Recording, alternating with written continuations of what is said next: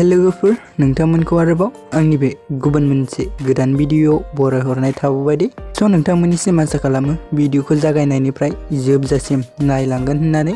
actually नोंथांमोन बेबायदिनो बर'नि फैनो गोनां गोबां आबुं सावथुन आरो बर' एलबाम्सफोरनि बागै मोनथिबाय थानो थाखाय नोंथांमोना गिबियावनो आंनि गोदान चेनेलखौ साबस्क्राइब खालामना खाथियाव थानाय बेलनि आइकनखौबो अल प्रेस खालामना लाबानो जाबाय दे लोगोफोर जाहाथे आंनि गोदान भिडिअनि नटिफिकेशनफोरा नोंथांमोननि सेराव थाबैनो सौहैयो दे लोगोफोर स' नोंथांमोनाथ' मिन्थिखाबाय जानांगौ दिनै आं मा भिडिअनि सायाव आपडेटखौ लानानै फैदों भिडिअनि टाइटेल एबा थाम्बनेइल नायनानैनो एक्चुअली नोंथांमोन आं दिनै सिबि साइन प्रडाक्शन बेनारनि आन्डाराव फैनो गोनां मोनसे आबुं मिउजिक भिडिअनि सायाव आपडेटखौ लानानै फैदों दे लोगोफोर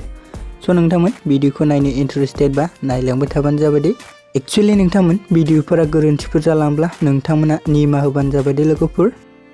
स' लोगोफोर दानिया फैदो दे जों बे आबुं मिउजिक भिडिअ गुबै सोरनि फाव खालामनायखौ नुनो मोनगोन एसे मिथिना लादों दे लोगोफोर एक्चुअली लोगोफोर बे आबुं मिउजिक भिडिअनि टाइटेलानो जाहैबाय